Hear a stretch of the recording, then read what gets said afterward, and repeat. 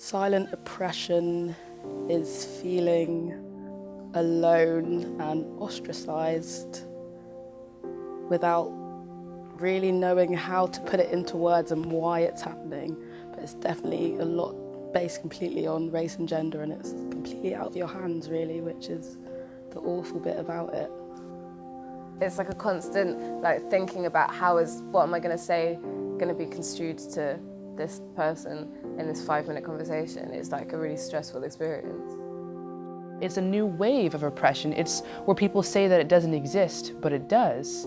And that it's so residual of what happened 50 plus years ago, but so subtle that we don't know what to do about it, and sometimes we don't know whether or not to speak up about it.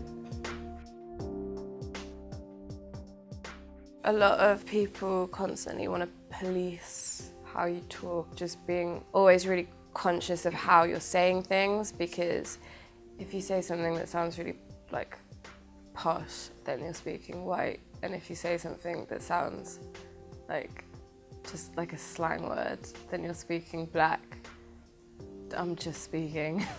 If I go to a drugstore or somewhere to buy makeup, I just instantly assume I'm going to get followed around the shop, and I know it's happening. Even if it's not, I just feel like it's going to happen. So my behaviour is different. I can't enjoy shopping because I assume they're following me, watching me down the aisles. And I was speaking to my other black friend, and we realised we both did the same thing. If we buy something and it's not in a bag, just one product, we'll keep the receipt and hold it on top of whatever we're buying as we walk out the shop, just so it's evidence. Because I'm not white and because I'm a person of color, I can't live the same way that these people do, because they can go about, I would say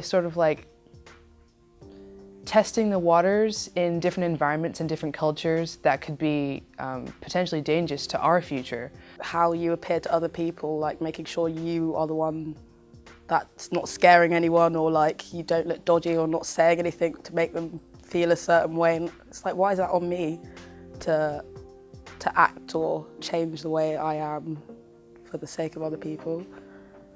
I'm so aware of how people perceive what I say that I'll just follow the lead of whoever I'm around, which is really bad because it's I have no idea what I sound like. I know code switching is a natural thing that most people do, but I'll do it in obsessively almost, because I'm so hyper aware of how what I say can be misconstrued. When we are young and when we're in environments where we're the only ones, first of all, that causes isolation, and second of all, we're really malleable because we are young. We want to conform, and we don't want to think that what's happening is almost even real. I feel you should know who you are, and I feel I don't have that because it's been beaten out of me. Every time I'm just normal, there'll be a comment oh, that's a black thing, or that's a white thing. It's just so minute that you can't even, it's hard to even put in words. When you're the only person, you don't have the same language, you don't have anyone that you can share that language with, so you're literally silenced. You might have HR that you can go and chat to and say, I've been experiencing microaggressive racism, but they won't have the entire vocabulary. They'll just have a dictionary definition. And when you're in those situations from birth, or from a really young age, when you're the only one, then you don't even learn your own language of oppression, you learn their version. So you don't even know, you'll have a feeling that something's not right and that you're being treated differently, but you literally won't have the words to be able to say it.